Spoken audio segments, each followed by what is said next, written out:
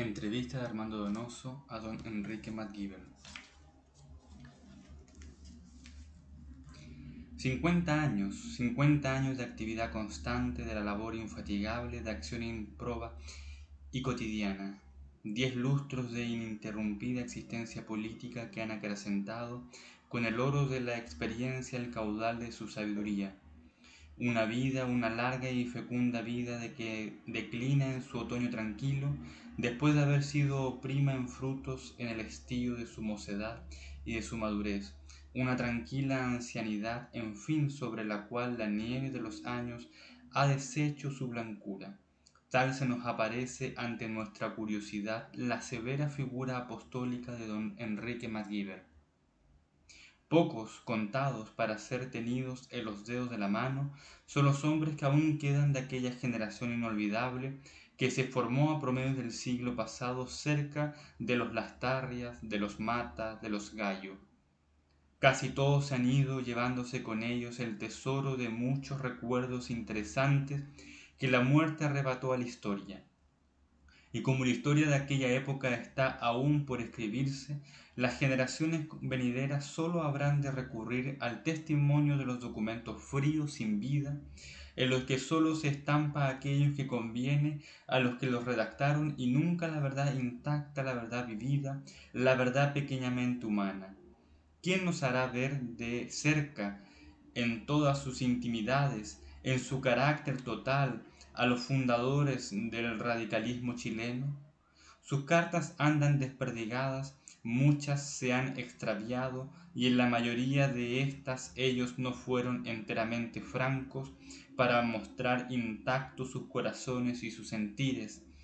Y el tiempo inexorable también se ha ido con los que fueron sus discípulos predilectos, y apenas sí quedan de aquellos días algunos recuerdos dispersos, tantas enseñanzas mal aprovechadas, el hierro de las doctrinas enmohecidos, y uno o dos hombres que viven con tristeza en la época de venalidad actual, evocando la memoria de aquel entonces en que los hombres eran grandes y sus pequeñeces chicas, por la inversa de nuestro presente en que los hombres son chicos y sus pequeñeces grandes. Entonces, como lo ha recordado con honda amargura McGiver, los hombres públicos iban al gobierno a servir los intereses públicos, mientras que hoy tantos de nuestros hombres públicos van a la moneda a servir los intereses privados. Es justo que quien como McGiver vivió en medio de los más honorosos días de nuestra república, cerca de las tarrias de don Manuel Antonio Mata de Gallo, que supo del apostolado de las ideas y de los sacrificios que no se calculan según los intereses que han de rendir, que vio muy de cerca tirar más de una vez una fortuna para hacer una revolución en defensa de un credo, justo es que se sienta alejado de los hombres de hoy que ni por el carácter, ni por el convencimiento, ni por el corazón pueden decirse herederos o continuadores de los apóstoles de ayer. ¿Qué causa individual, qué razón colectiva ha influido en la ausencia de carácter de nuestros políticos y en el relajamiento total de las ideas? ¿Dónde y entre quiénes buscar hoy a los Recabarren, a los Rodríguez, a los Matas, a los Amunátegui, a los Valdivieso, a los Irarrázaval, a los Lastarrias, a los Rengifo? Si ayer la política fue patrimonio de los hombres de estudio y pudieron sentarse en el Congreso poetas y legisladores, filósofos y novelistas, historiadores y apóstoles de la investigación, hoy desgraciadamente no faltará en nuestras cámaras más de un diputado que haga burla del divino Apolo y otro que lamente la preferencia fácil que se da entre nosotros a un queso sobre una estrofa. Henos aquí ante don Enrique McGiver, de corta alzada, delgado, enjuto, ágil en todos sus movimientos, tranquilo y reposado en el hablar, jovial y decididor, a pesar de sus años parece renovarse en él toda la inquietud de la mocedad. Conserva su memoria fresca y viva, a veces apenas sí tiene que realizar un leve esfuerzo cuando se propone evocar fechas, hombres y cosas distantes que ha dejado olvidadas, hace ya muchos lustros, en el último rincón de sus recuerdos. Cuando fluye a flor de labios una interrogación nuestra, apenas si vacila un instante concentrando su atención y luego brota de su memoria como un chorro cristalino el hilo ininterrumpido de su charla de la que van cayendo los recuerdos uno a uno. Yo he vivido tanto, nos dice, comencé en la época en que terminaba la primera generación. Yo conocí al presidente Prieto, a don Manuel Montt, como presidente de la Corte Suprema, siendo yo, abogado, a don Antonio Varas.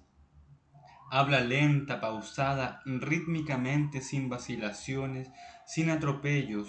Su disciplina y su hábito de orador se traducen en la fluidez de su verba, en la inflexión amplia de la frase, en la majestad del concepto.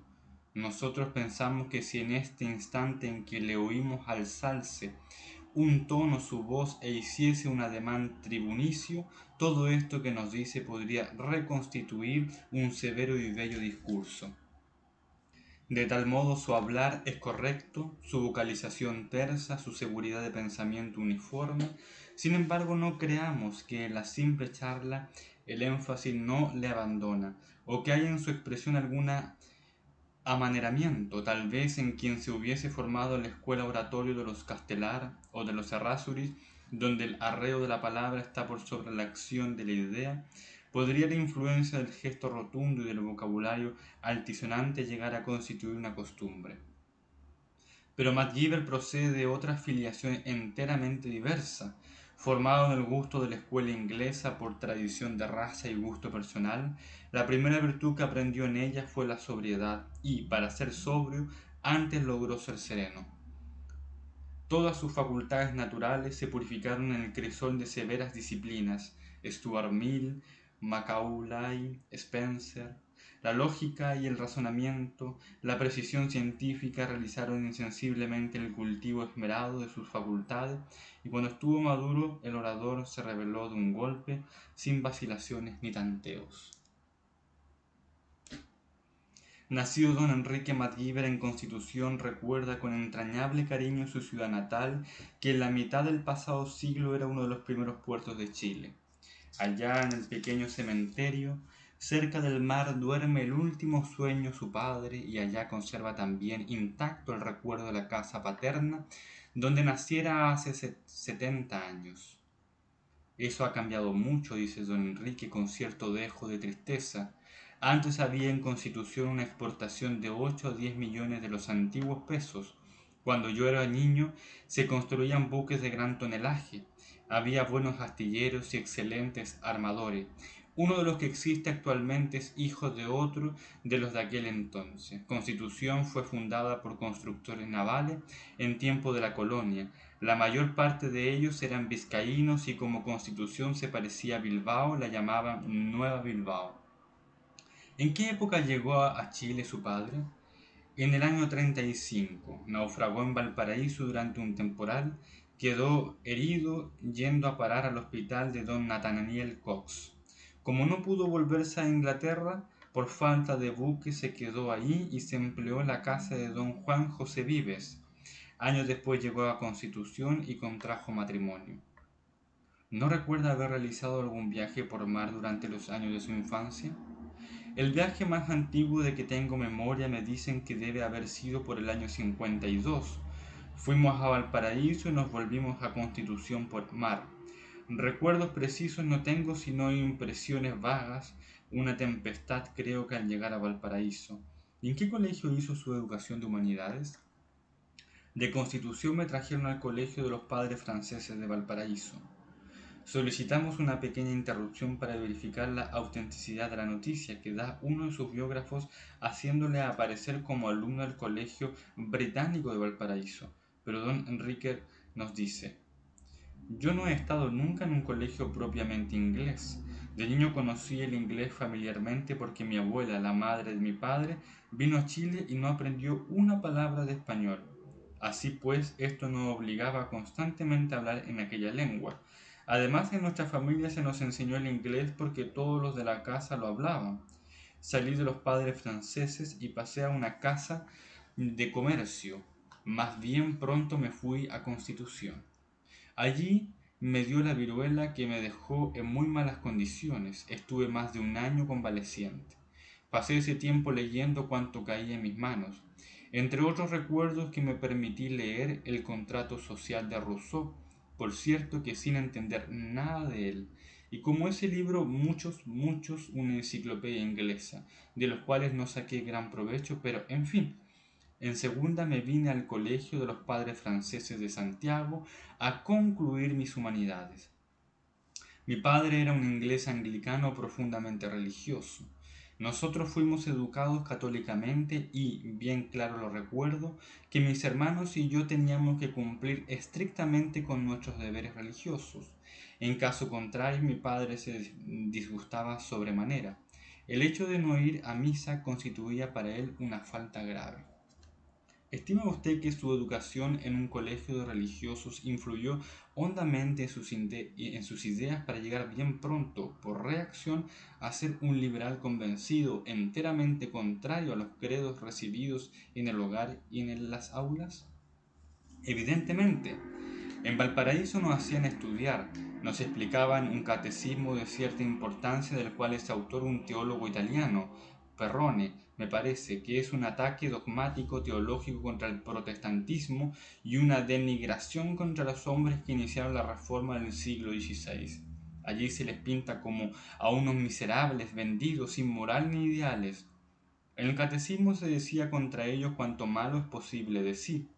Recuerdo que esas enseñanzas me sublevaron mucho. No olvido que un día tuve con nuestro profesor, el padre Juan, que había sido carlista, una discusión bastante agria sobre la reforma. Todo ello constituyó directamente a mis ideas. Vea usted cómo a veces en la enseñanza religiosa no se tiene el tino suficiente para ver en el espíritu de los niños lo que le puede herir o levantar. Terminada mi educación de los padres, pasé a la universidad. De entre sus condiscípulos de aquel entonces, ¿a quién la recuerda? Recuerdo de mis estudios de humanidades a Mariano Egaña, a los Marchand Pereira, a Enrique Sanfuente, y de los de leyes a Abraham Koenig, a Miguel Varas, a Galvarino Gallardo, a Domingo Gana, a José Mariano Carrera y a Luis Dávila y a tantos otros a quienes ha cegado la muerte. Egaña ha sido tal vez una de las personas que me han tenido mayor afecto.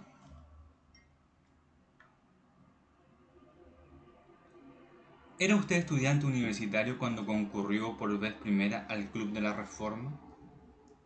Sí, era estudiante de la universidad. El Club de la Reforma inició una campaña contra la acusación de la Corte Suprema. En ella tomaron parte los estudiantes de la universidad nombrando una comisión que los había de representar ante el club. Dicha comisión quedó compuesta por 3 personas, Eduardo Mate, Agustín Concha Vergara y yo. En uno de los mítines celebrados hablé a nombre de los estudiantes universitarios y desde aquel momento quedé hecho e incorporado al Club de la Reforma.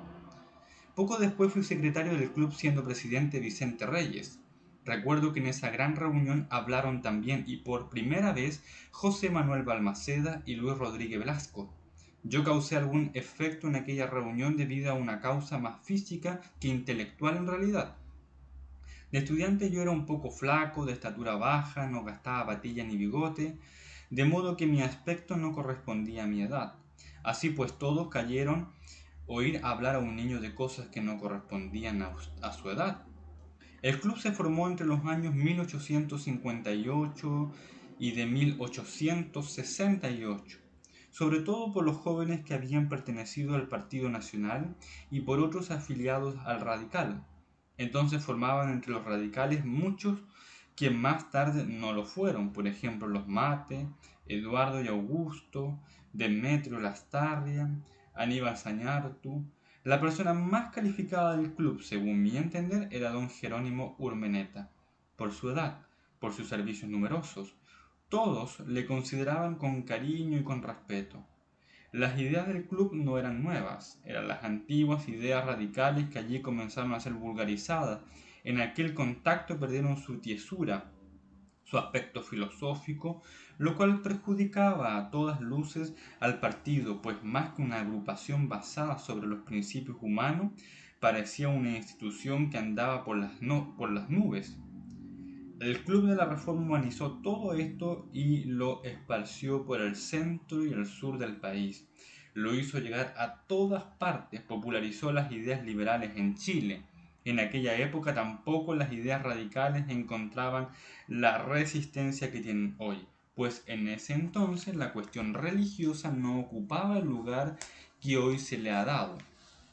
El Partido Radical no era combatido como un partido antirreligioso. Entre los muchachos del club, la figura que miraba con mayor simpatía y cariño era la de Vicente Reyes. En las reuniones que se verificaban en el club, y este fue el mayor servicio que hizo, se discutían todas las ideas políticas con mucha amplitud y libertad y con un criterio extremadamente liberal. Si es cierto que el programa del club era radical, sus hombres no aparecían con el ceño adusto que caracterizaba al radicalismo de entonces. En 1871 el club casi tomó la dirección de la campaña presidencial en que los partidos radical y reformista y una fracción liberal levantaron la candidatura de don José Tomás Urmeneta contra la de Errázuriz. Fue ese el candidato de lo que llamaban la fusión liberal conservadora. ¿No intentaron alguna vez los adversarios políticos dar un golpe contra el club? Eso no era fácil. El club no podía ser clausurado. Felizmente teníamos garantías al respecto desde los tiempos de don José Joaquín Pérez, un hombre de mucho mundo que había vivido muchos años en Estados Unidos y en Europa y que comprendía demasiado que a golpes no se hace el orden. El presidente Pérez creó en Chile dos libertades que antes no existían, la de la prensa y la de reunión y asociación. Ese presidente es el creador de la paz interna entre nosotros y por lo mismo nadie lo recuerda. El Club de la Reforma tuvo una actitud de franca y tremenda oposición contra el presidente Pérez, porque en esos años se mantenía viva una lucha partidista que agrupaba por un lado a los antiguos nacionales, a los reformistas y a los radicales, y por otro el partido de gobierno formado por los conservadores y lo que llamaba los liberales moderados, la fracción liberal conservadora. ¿En el Club de la Reforma conoció usted a Balmaceda? Sí, era yo estudiante universitario de práctica forense y veía frecuentemente a Balmaceda. En el mitin del club pronunció Balmaceda un discurso que llamó mucho la atención, abiertamente liberal. Balmaceda había evolucionado completamente hacia las ideas radicales. Formaba parte del club y creo que había sido uno de sus fundadores.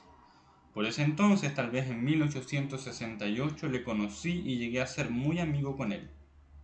Era él algunos años mayor que yo y se le contaba como a uno de los jóvenes de más prestigio en la sociedad, rico, de familia distinguida y con brillante porvenir.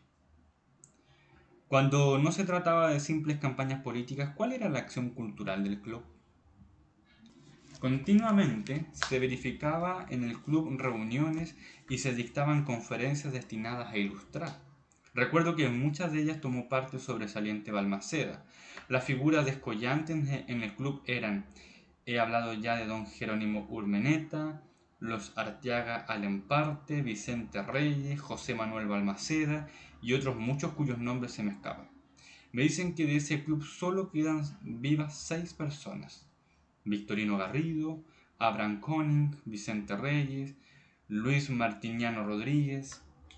El club tuvo una influencia enorme, decisiva en el país, sobre todo en el desenvolvimiento de las ideas liberales.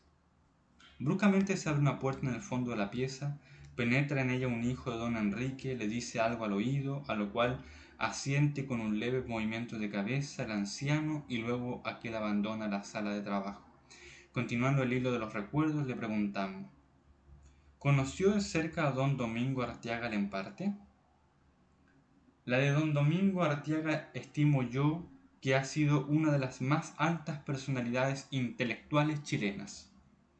El año 75, durante la recomposición de los partidos y cuando se constituyó la Alianza Liberal, Domingo Arteaga, en lugar de embarcarse en ella, la rechazó y fue quien le aconsejó a Balmaceda que la resistiera. Eso le acarreó el disgusto de la juventud radical de la que hasta entonces había sido propiamente nuestro jefe. Don Manuel Antonio Mata no tenía una acción tan eficaz sobre la juventud radical. Artiaga era el alma de ella, pero desde ese momento se produjo una escisión. Si esto no acontece, tengo la seguridad que el sucesor de don Aníbal Pinto no habría sido Santa María, sino Domingo Artiaga. Desgraciadamente, en su último tiempo, Domingo Artiaga se apagó por completo. Agriado, triste, comenzó por aislarse totalmente en su retiro. Don Isidoro de Errázuriz, que era un ingenio preciso y tremendo para juzgar a un hombre en una frase, decía de don Domingo Artiaga, con una expresión de un ministro de Felipe II, que era un ajo confitado. Y es preciso recordar que en esos tiempos en que nadie reparaba por hacer cualquier sacrificio en pro de las ideas, no podía menos que chocar el egoísmo reconcentrado y calculador de Domingo Artiaga. Gallo votaba su fortuna y la que me había heredado de su madre por hacer una revolución, y don Manuel Antonio Mata daba cuanto tenía por hacer servicios políticos. El ejercicio del norte en el año 59 fue mantenido por Gallo y por don Felipe Mata. Ya en sus últimos años, el pobre Domingo Artiaga se encontraba decaído, acongojado, deshecho. Recuerdo que en una sesión de las cámaras en que se discutía la cobranza en oro de los derechos aduaneros, encontró este proyecto mucha resistencia en dos diputados. Yo contesté los discursos de ambos tomándolos un poco a la broma, pero tal vez con excesiva dureza. Después de la sesión, al atravesar por uno de los pasillos, me encontré con Domingo Artiaga, quien, encarándome, me dijo: «Usted ha abusado de la debilidad de mis amigos». Profundamente extrañado, yo le pregunté que en qué forma, y él me dijo que yo me aprovechaba mi superioridad sobre ellos para ponerlos en ridículo. Como a pesar de mis explicaciones él insistiera en su reclamación, le repliqué: «¿Por qué no los defendió usted?». A lo cual me repuso con cierto dejo de tristeza: «Si yo conservase mis facultades de antes». Esto me explicó su apagamiento, su total olvido, a pesar de su enorme talento y de ser uno de los hombres de más valer que hemos tenido. Ah, los hombres de ese tiempo eran hombres de Plutarco. Si tenían flaquezas, no se las veía. ¿Qué recuerdo conserva de don Manuel Antonio Mata? Don Manuel Antonio era un apóstol, todo corazón. Yo recuerdo haberlo oído hablar por primera vez en una asamblea que se verificó en un centro radical que había en la esquina de Catedral y Morandé. Yo no le conocía. Su figura, su manera de decir, su pensamiento, el entusiasmo que fluía de él, me hicieron el efecto de ver en él un apóstol con cierta unción religiosa. Después lo conocí personalmente en la intimidad. No tengo idea que haya podido existir en este país un hombre moralmente más grande. Sus ideas políticas eran muy netas, como también su filosofía. Procedía de la escuela inglesa de Stuart Mill. Su manera de decir solía ser un poco obscura y por eso no siempre se le comprendía bien en todo el alcance de sus doctrinas y de sus enseñanzas. Tenía la debilidad de creer que todos los radicales eran santos y le acusaba pena cuando yo no encontraba a todos mis correligionarios de talento superior y dignos del cielo. Era don Manuel Antonio extremadamente culto, de una afectuosidad extrema, de modales de dama. Qué bondadoso era. No olvido cuando fuimos a Rengo, a una gran manifestación política durante la elección presidencial del año 71. Nos tocó alojarnos en casa de un caballero de la ciudad. Yo he dormido generalmente mal por las noches y aquella, con las agitaciones del día, debe haber sido peor que ninguna. En medio de mi sueño noté en la noche que me arreglaban 2 o 3 veces la ropa con solícito cuidado, y tan solo en la mañana, al venir el día, vi que era nada menos que don Manuel Antonio quien me tapaba cuando la ropa del lecho me dejaba descubierto. ¿Don Manuel Antonio tenía fortuna? Sí, Pertenecía a una familia rica que tenía minas valiosas en el norte. La dirigía don Felipe, pero cuando murió este y se descompuso mucho el negocio minero en Chile, don Manuel se vio obligado a realizar un largo viaje a fin de atender de cerca el negocio y poder velar por los intereses de todos los suyos. Respecto de su amor propio literario, ¿recuerda usted algún rasgo curioso? No lo tenía, porque no tenía ninguno de los pequeños defectos que nos aquejan. Pero don Manuel se preciaba de escribir muy gramaticalmente, muy a la española, y conocía en efecto el idioma extraordinariamente, como también había sido discípulo de don Andrés Bello. Gustaba mucho del empleo de palabras arcaicas. Toda nuestra fraseología parlamentarista es de don Manuel Antonio Mata. Recuerdo que era muy oportuno para las interrupciones en la Cámara. En cierta ocasión se discutía el artículo quinto de la Constitución sobre la libertad religiosa. Yo estaba en la barra, pues desde muchacho fui muy barrero. El diputado Porrere, don Joaquín Larraín Gandarillas, un sacerdote muy respetable, decía en su discurso al hablar del protestantismo: allí donde se ven religiones fundadas por sastres y por zapateros, lo cual interrumpió de pronto don Manuel Antonio Mata para decir, como otras por carpinteros. Otra vez se discutía en la Cámara la cuestión de unos buques traídos por Vicuña Maquena desde Estados Unidos. Al hacer la prueba de uno de dichos buques en Valparaíso, no habían conseguido hacerlos andar. Benjamín Vicuña pronunciaba un discurso queriendo probar en la Cámara la facilidad del andar del buque susodicho, que era el Poncas. De pronto, en el momento en que Vicuña Maquena pretendía probar la bondad del Poncas en su andar, don Manuel Antonio le interrumpió: como la yegua de Orlando. Usted sabe que la yegua de Orlando no andaba. Esta interrupción no podría hacerse hoy en la Cámara porque nadie entendería la cita, pero en aquellos años todos conocían el poema de Ariosto. Sin embargo, don Manuel Antonio no era nunca procaz. Era de una pureza de carácter y de costumbres admirables. Nadie le conoció nunca un desliz en la vida. Alguien dijo que tuvo inclinación por una muchacha suiza que le dedicó una composición. Don Manuel Antonio era más que un político, un filósofo. Estaba empapado en el pensamiento alemán. Conocía a Kant y a Hegel como raras personas le han conocido aquí. Su gusto por los estudios filosóficos era muy decidido. ¿Fue amigo de don Guillermo Mata? A Guillermo lo conocí mucho, mucho. Era un niño grande, un alma de oro. Guillermo era un poeta y nada más. Sin embargo, como funcionario en los empleos que sirvió, se condujo como nadie, era muy cumplidor, su oratoria arrastraba. Yo le oí una noche en el Teatro Municipal, de haber sido el 18 de septiembre de 1865. Había llegado la escuadra española a Valparaíso. No se ignoraba que venía con la exigencia de obligarnos a saludar su bandera, o de lo contrario se nos declararía la guerra. Recuerdo haberle oído a Guillermo varias frases y 3 o 4 estrofas. Jamás he experimentado un efecto igual. Nunca he visto arrastrar a la gente en esa forma. ¿También conoció usted muy de cerca a don José Victorino Lastarria?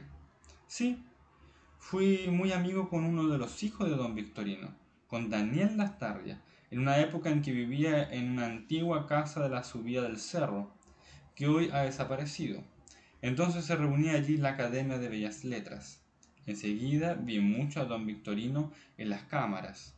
Esto era ya por los años de 1864 o 65 más o menos. Entre la juventud era muy respetado, aunque no tenía sobre ella el ascendiente de los jefes radicales. No era Lastarria un hombre popular entre ella. Guillermo Mata y Vicente Reyes eran, por la inversa, de don Victorino los ídolos de la juventud entonces. Lastarria no tuvo nunca esa comunicación constante con los jóvenes que le hace verlos muy de cerca. Don Victorino ha sido tal vez uno de los oradores que más impresión me ha causado. Desgraciadamente en sus últimos años había tomado la mala costumbre de llevar su discurso escrito y lo disimulaba en los pliegues de su capa. lo cual le hacía perder mucho en espontaneidad y en fluidez, porque Lastarria hablaba como escribía, con la misma perfección y análoga elegancia. Yo le conocí bastante, aunque no estuve siempre muy cerca de él. Una noche estaba en el palco cueva del municipal, en el cual se reunían los Mate, don Miguel Luis Amunátegui, don José Victorino, don Jorge Juneus y muchos otros. Como alguien hablase de un discurso que yo había pronunciado recientemente y sin advertir yo que don Victorino estaba presente, me puse a hablar de política, llegando hasta afirmar que entre nosotros, antes de 1864, no existía verdaderamente doctrinas políticas liberales, pues todo nuestro credo liberal se basaba en pedir la reforma de la Constitución. En buenas cuentas me permití expresar que entre nosotros no existía un concepto claro del liberalismo. Nunca debí de haber dicho tal. Don José Victorino, que me oía, se indignó hasta el punto que lo menos que me dijo fue que yo era un ingrato. Felizmente don Jorge Juneus arregló las cosas, alegando que don José Victorino había formado a don Miguel Luis a él, y él a su vez era mi maestro, con lo cual todo podía explicarse por una sucesión de causalidad. Felizmente más tarde, cuando se discutió en la Cámara la jubilación de don Victorino, yo pronuncié un discurso con el que obtuve un feliz éxito, habiendo conseguido allegar razones decisivas en favor de él. Se votó dicha jubilación con una feliz mayoría. Con este motivo don Victorino me fue a ver y a agradecer mi afortunada participación en su favor. ¿Mediaba una amistad estrecha entre don Manuel Antonio Mata y don José Victorino en las tardes? Tanto como estrecha creo que no. Don Manuel Antonio tuvo siempre mucho respeto por don Victorino, y esto es lo mismo por aquel. Don Manuel Antonio era un hombre de estudio, de inteligencia superior, de ilustración muy vasta, de criterio muy elevado, de ideas netas y definidas.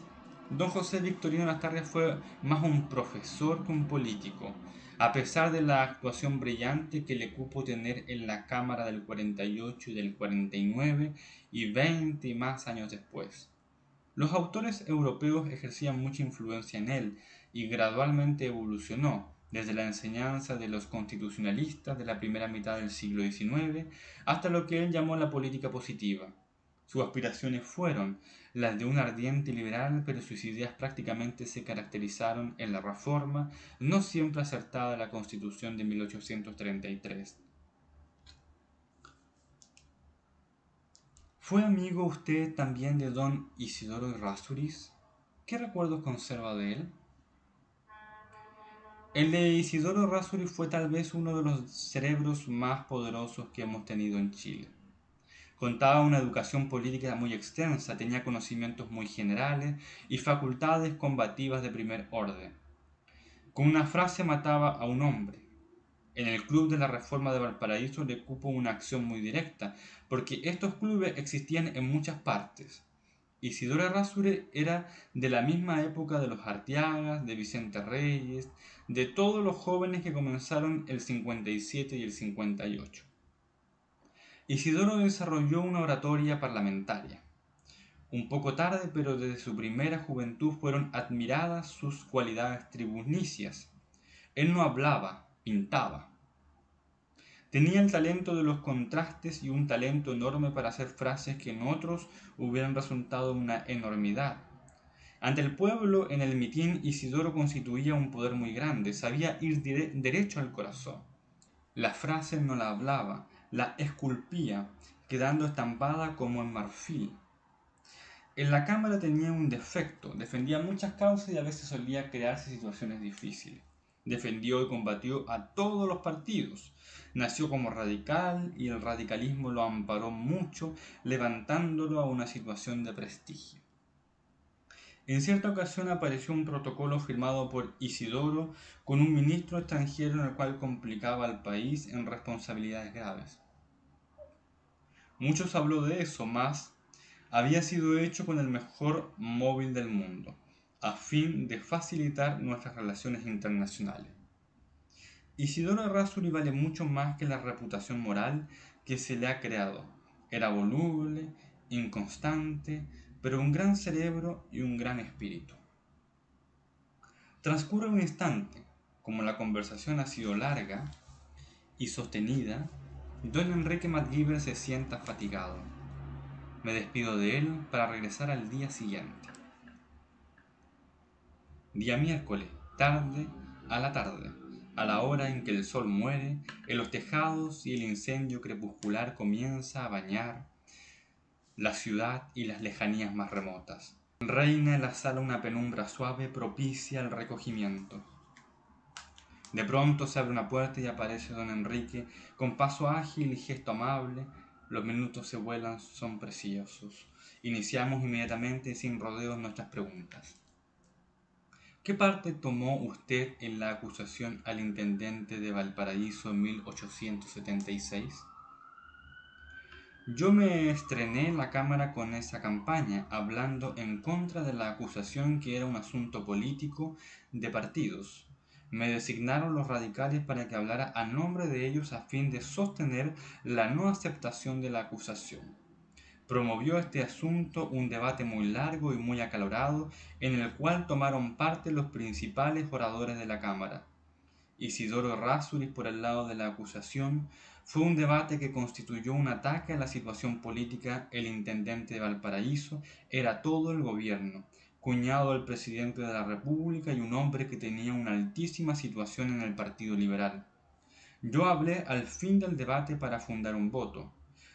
¿Qué recuerdos conserva del año 78? ¿Cuál fue su actuación antes y después de la Guerra del Pacífico? Cavila un instante don Enrique MacGyver y enseguida, como concentrado todos sus recuerdos en un solo punto, nos dice hablando lentamente. Antes de la guerra del 79 hubo un preliminar largo que fue la amenaza de guerra con la Argentina. A fines de 1878 estuvo a punto de estallar la lucha entre ambos países. También en esa fecha veíamos muchos venírsenos encima la guerra con el Perú y Bolivia, y yo recuerdo que en una sesión secreta de la Cámara dije que por evitar la guerra con la Argentina seguramente la iríamos a tener con las tres repúblicas. Era la lucha por la vida, creí que la riqueza la sabríamos aprovechar muy bien y no hemos hecho otra cosa que dilapidarla. El conflicto con el Perú y Bolivia vino cuando se hacían las elecciones del año 79, en la que el gobierno combatió a ciertas fracciones liberales y especialmente a los radicales con crueldad.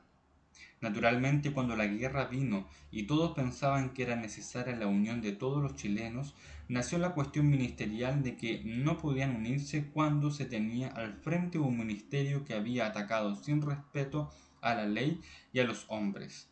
Es preciso que le recuerde que desde el año 75 se encontraba asentada la Alianza Liberal que había gobernado hasta ese año 79.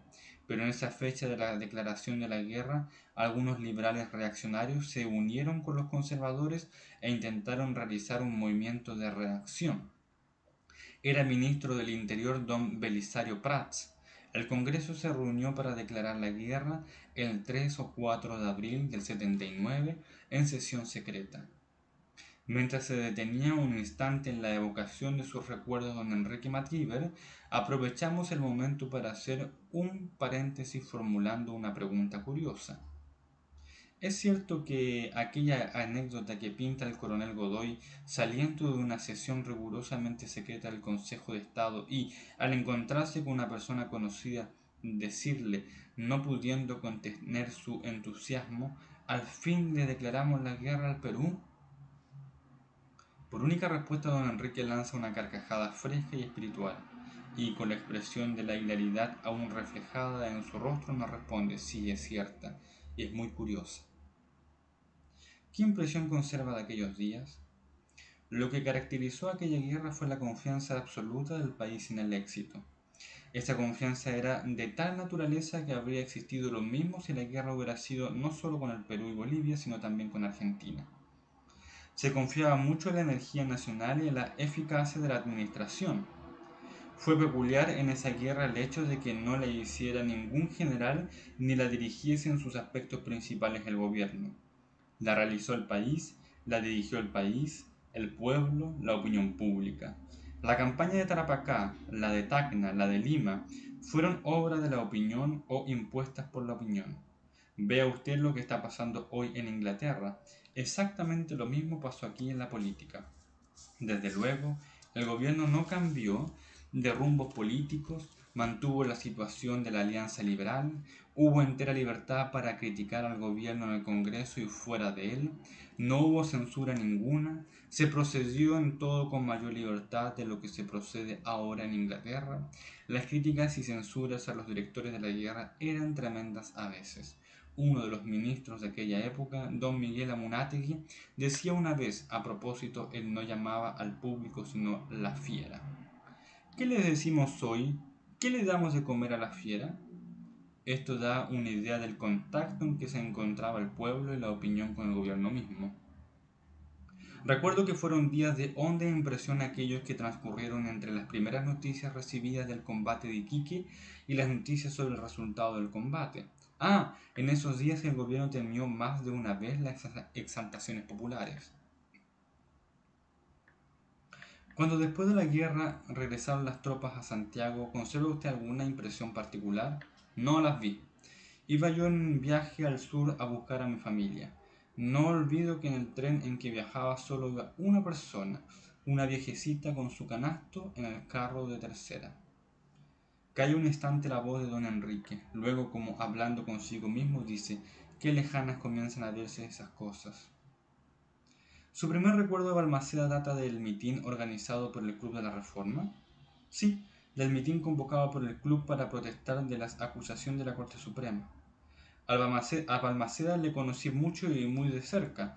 Lo que predominaba en él era la fantasía. La falta de conocimiento de los principales idiomas vivos limitó en él el campo del estudio y de las lecturas provechosas.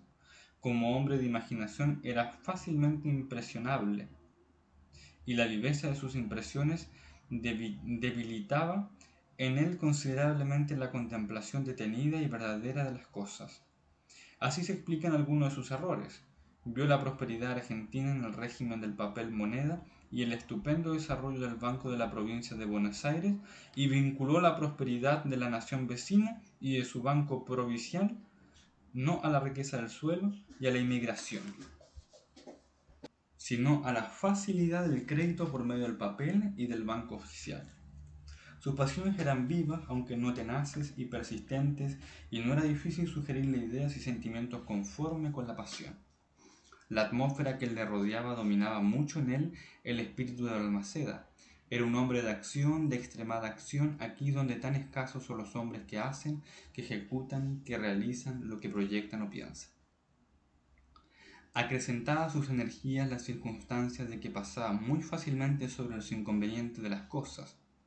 Quería el mayor bien posible para su país.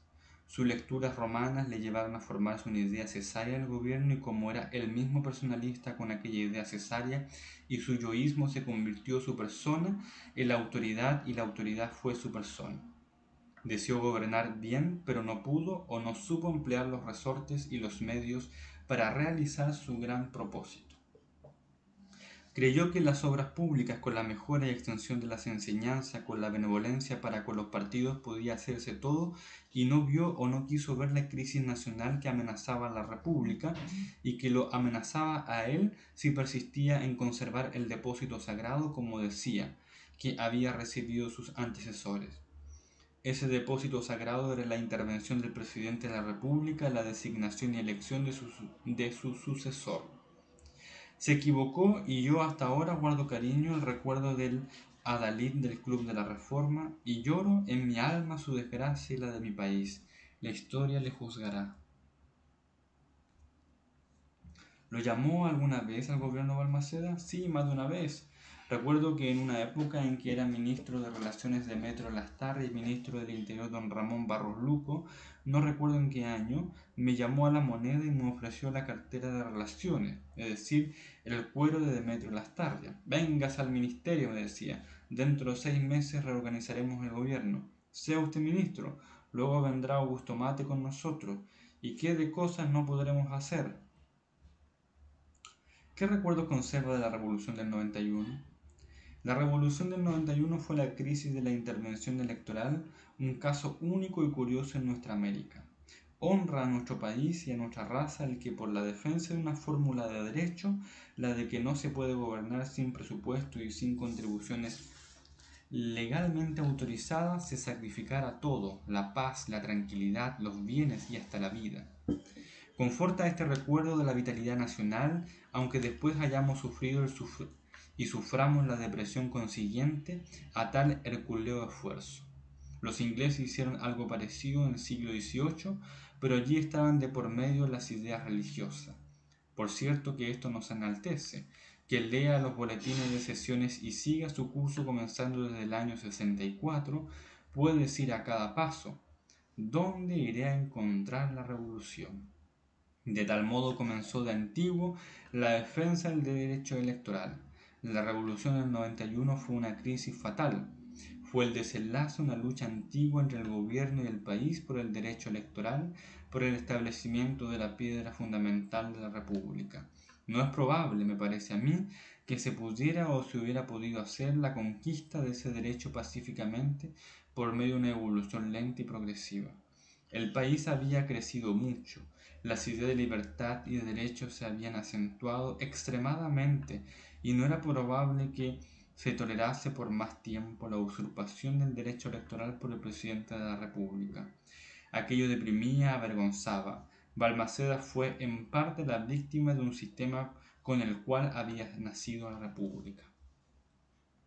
De los preliminares de la revolución, cuando nos convencimos de todo, estaba perdido. Procuramos ponernos de acuerdo algunas para discutir lo que podía hacerse. Recuerdo que hablé primero con Eduardo Mate, este se fue a ver a Agustín Edwards y ambos hablaron con don José Besa. Enseguida se le comunicó nuestro pensamiento a Altamirano. Besa y Altamirano tuvieron una reunión con Irarrázaval y de este modo se originó el germen de las cosas. Yo no formé parte nunca, me parece, de juntas ejecutivas revolucionarias, porque nunca me consideré tampoco con las aptitudes del caso, pero conocía casi todo, sino todo lo que pasó hasta los primeros días de enero del 91. Durante uno de esos días, probablemente en los comienzos de enero, después de una larga conversación en la que habíamos estado presentes con don Enrique Valdés y otros que habían venido de Valparaíso, y en la que tuvimos conocimiento de muchos detalles del movimiento que se proyectaba, me encontré en la esquina del Club de la Unión con un amigo que me refirió con todos sus detalles el plan de levantamiento de la escuadra, que se me había comunicado bajo la más absoluta reserva. Entonces me formé la idea de que los planes de la revolución no eran un secreto muy bien guardado y que se encontraba en conocimiento de muchas personas. Esta idea probablemente hizo precipitar el levantamiento de la escuadra. ¿Usted fue el encargado de redactar el acta de deposición del presidente Balmaceda? La redacción del acta la hice yo y enseguida se le entregó a don Manuel Irarrázaval y la enmendó y adicionó, según me parece, don Abdón Cifuentes. La diferencia primordial entre una y otra está en esto, en que en el acta redactada por mí se da como única causa de la acción del Congreso la proclamación de la dictadura o el intento de gobernar sin presupuesto, y en la otra acta se dan esta causa y las infracciones legales contra el derecho electoral de que se había hecho reo el gobierno de Balmaceda. Cuando yo firmé el acta sabía yo ya que era más que lo que había redactado. ¿En qué época salió usted de Chile en viaje a la República Argentina? Yo salí en febrero del año 91 por la cordillera con una comisión que sospeché entonces y me confirmé mis sospechas después que no tenía más objeto que quitarme los escrúpulos que yo tenía para salir del país en esos momentos. Me fui a Buenos Aires y de Buenos Aires por la vía de Bolivia y después de un viaje muy penoso subí hasta Huanchaca y bajé a Antofagasta de donde me fui a Iquique. Cuando llegué a esta ciudad reinaba un malestar grande. Se había constituido el gobierno revolucionario y habían quedado fuera de él los representantes de las ideas liberales del país, y había sucedido esto porque no había personas de cierta situación especial fuera de don Isidoro Errázuriz que pudiera formar parte de ese gobierno. Se había sufrido la pérdida de las armas que había traído el Itata. No había cañones, ni rifles, ni comunicaciones. Los 4000 Mannlicher que se habían tomado en Valparaíso carecían de municiones. Creí que se me quería hacer centro de los descontentos y por eso pensé irme a Lima, pero apaciguadas las cosas con la llegada del Maipo, quedé de nuevo en Iquique. Serví en los consejos de gobierno cuantas veces me llamaron y me parece que el señor Altamirano y yo, más él que yo, éramos algo así como ministros sin cartera. En Iquique había 2 casas. En la calle Baquedano, que todos llamaban la Monedita, pues allí se verificaban las reuniones. El edecán del gobierno era el almirante Valenzuela, que entonces era, me parece, capitán. En el norte jamás oí pronunciar el nombre de Balmaceda, todos decían el dictador. Cuando comenzó a discutirse el plan de guerra, se había propuesto hacer una campaña a Coquimbo, cuyos resultados se consideraban seguros. Luego un desembarco en Concepción, del cual se desistió cuando comprendieron que estaríamos pronto en invierno, que podían cortar los puentes y aislarnos, que los soldados podían quedársenos en el camino. Por fin se habló de un desembarco en San Antonio, que no encontró acogida por estimarse ser un lugar situado a las puertas de Santiago. En una de las reuniones dije una vez que podíamos hacer el desembarco en Quintero, pero Holley, que estaba presente y con quien éramos muy amigos, me dijo: ¿estás loco? ¿A quién se le ocurre desembarcar en un puerto y marchar sobre Valparaíso, y sobre todo cuando hay que pasar a la Concagua en pleno invierno? Tan absurda se consideró la idea que no se la discutió siquiera y fue rechazada por unanimidad. Y vea lo que son las cosas. Poco después se resolvía hacer el desembarco en Quintero, aceptando aquella idea que se había tenido por disparatada. Se vino de allá con la idea de que en una batalla se resolvería el triunfo. Lo que se trajo de allá y no faltó nunca fue la seguridad absoluta del éxito, convicción que no solo existía en quienes dirigían las operaciones, sino que en la tropa. Cada hombre era un convencido, no de que peleaban por una causa política, sino de que peleaban por Chile y por la libertad de Chile. Era una especie de apostolado. Venían con el propósito de libertad el sur del país. Antes de haber armas, el ejército revolucionario probablemente no pasaba de 5000 hombres. Días después, sin la menor presión, sin el menor llamado al patriotismo ni a ninguna idea noble, el ejército tenía tantos hombres cuantas armas tenía la revolución. Durante los días de excesos cometidos en Santiago, ¿contribuyó usted a salvar a alguna persona de la venganza de las masas? Sí, libré a Allende, a Juan Rafael Allende. El día que llegué a Santiago me mandaron un papelito en que me decían que le iban a trasladar a la cárcel, pero que en su trayecto el pueblo seguramente lo iba a despedazar. Tras muchos trajines antes, el jefe de la ciudad conseguí salvar la vida a un hombre que seguramente pudo haber muerto a manos de las turbas enfurecidas. Durante su estada en Buenos Aires conoció a algunas personalidades interesantes. Estuve en la metrópoli argentina como 3 meses. Me fui en los comienzos de febrero y salí de Buenos Aires para el norte el 21 de mayo. Allí conocí a Mitre, que recién llegaba de Europa, y al general Roca. A Mitre le visitábamos a menudo y él nos visitaba también.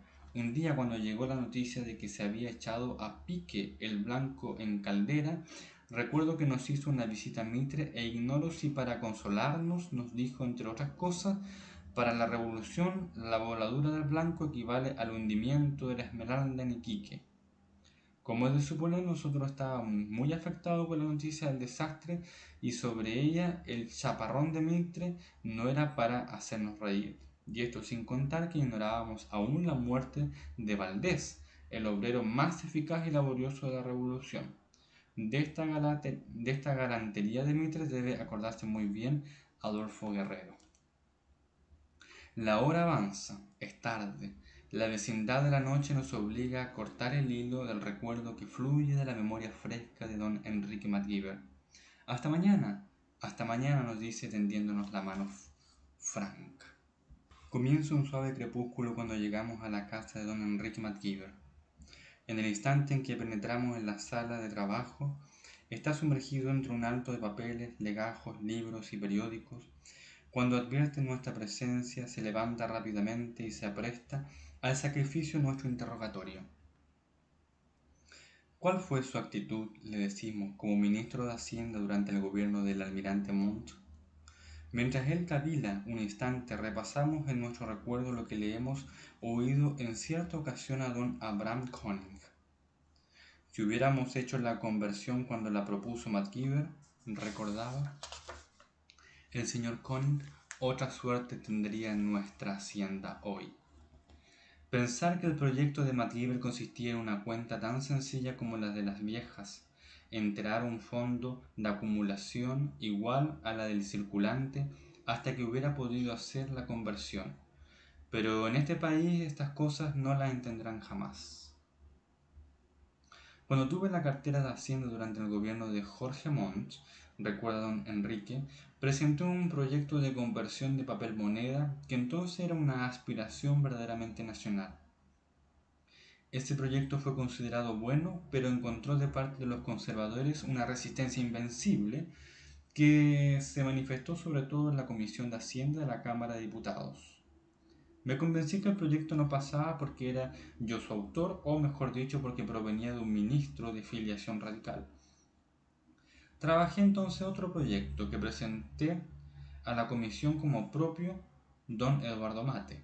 Era y tenía que ser inferior al anterior, pero ante este otro proyecto se dio la resistencia conservadora y él constituyó la ley de conversión de ese entonces.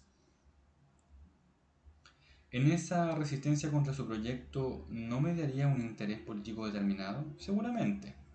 Pero entonces se incubaba la candidatura presidencial de Federico Errázuriz Echaurren, del que era amigo, pero a quien yo no podía apoyar, y tal vez porque se presentía en mí un adversario de esa candidatura a quien se creía muy influyente en el gobierno. No repararon en hacerme blanco de una serie de historias y ataques. Dice estas palabras don Enrique con un gesto de piadosa indiferencia como el que está muy alto del lodo que los enemigos pretenden arrojar. Sin embargo, no brota de sus labios ni una palabra dura contra nadie, ni una frase hiriente contra alguno de sus contemporáneos. Bien se ve que sobre el cristal de su corazón no se refleja siquiera una sombra. ¿Qué piensa usted del gobierno del presidente don Jorge Montt?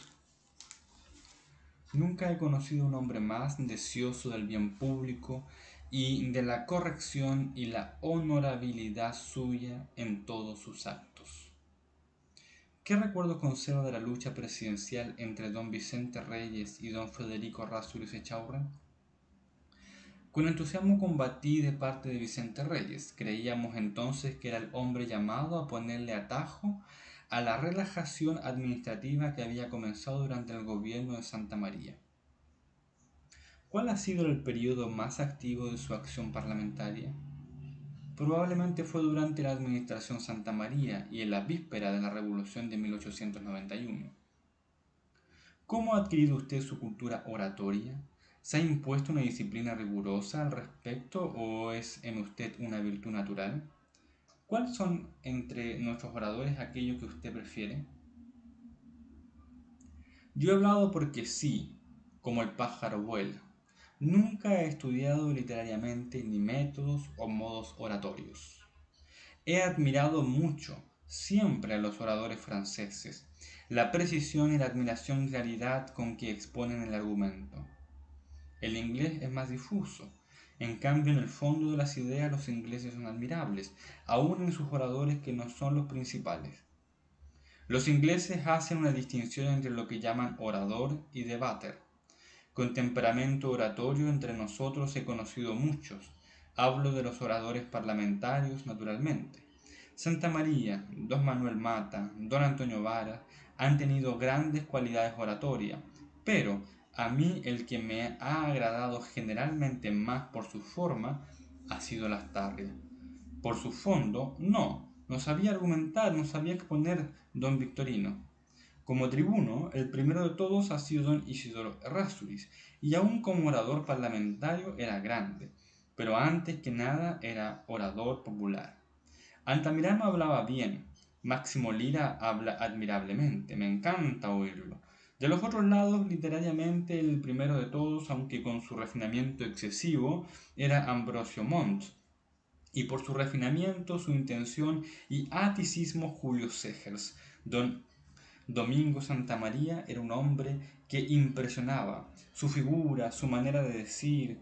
Recuerdo que le oí un discurso en defensa de la Corte Suprema que me hizo mucha impresión. No lo he olvidado nunca. Generalmente en el orador parlamentario lo que hace mayor efecto no es la forma, es el razonamiento. Pero si a eso usted le agrega un sentimiento de lo que se está diciendo, algo que se comunique a los que lo oyen, entonces el efecto es extremado.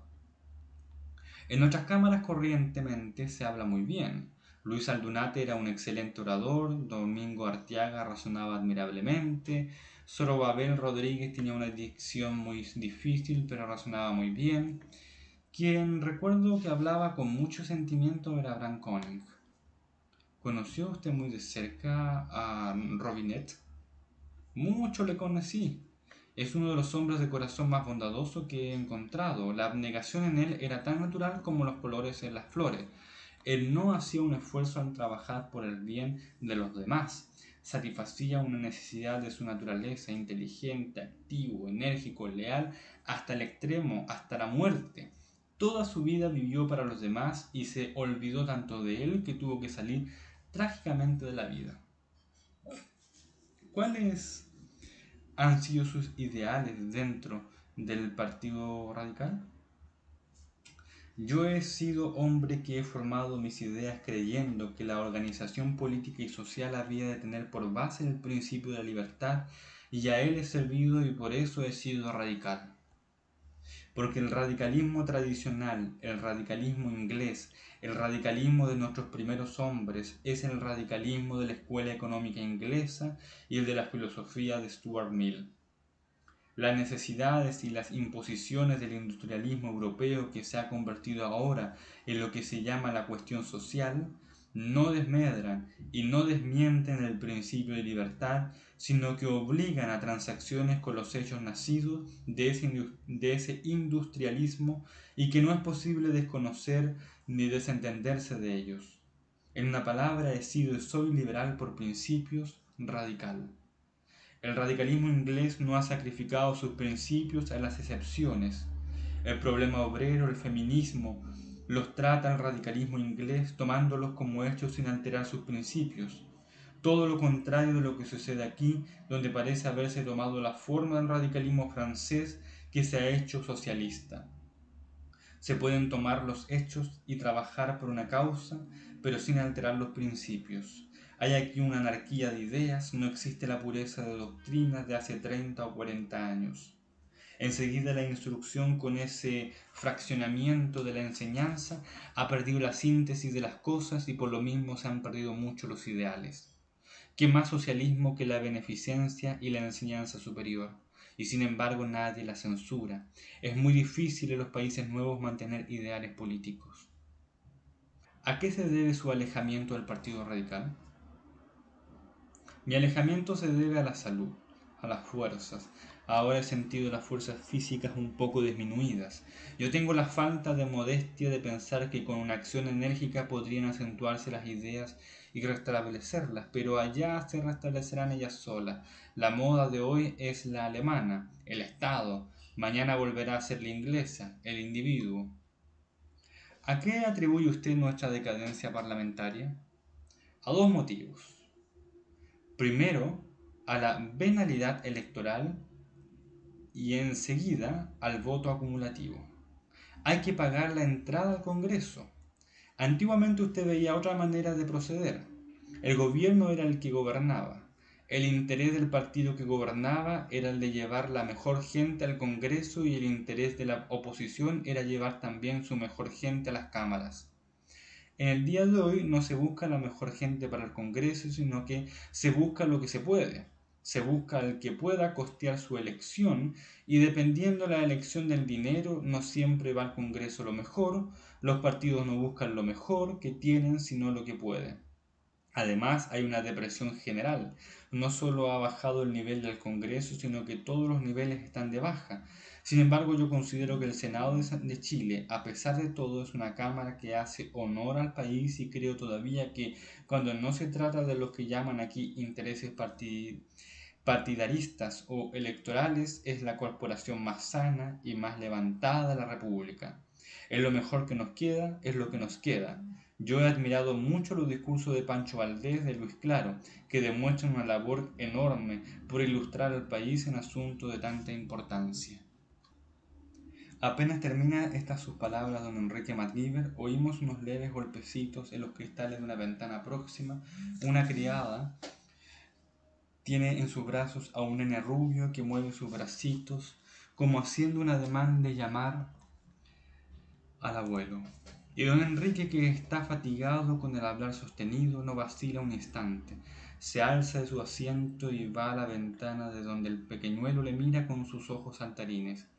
Le insinúa 2 o 3 gestos de cariño y vuelve enseguida a su asiento, pero ya no con las pupilas fatigadas que han reflejado la visión de recuerdos tristes, sino que con los ojos alegres vivos que dejan transparentar hasta el fondo de su corazón, que en ese instante ha recibido un baño de ternura que proviene no ya de los hombres entre quienes ha vivido y ha luchado, sino del lindo nietezuelo que ignora estas rudas cosas de la vida.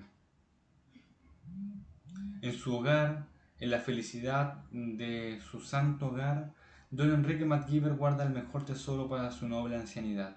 Cuando fatigado de las pesadas labores del día, cuando las luchas mezquinas de la política se han desencadenado sobre su cabeza, cuando ha visto afuera en las calles públicas, en el Congreso, en las plazas, las agitaciones de las masas, las ruindades de lo mal agradecido que muchas veces alargaron la mano y siempre ignoraron lo que ella había recibido, entonces él se recluyó en su hogar y allí encontró el agua fresca de todas las ternuras que le hizo olvidar los sabores amargos de las pasiones, y allí encuentra hoy también el rayo del sol que alegra los años serenos de su ancianidad.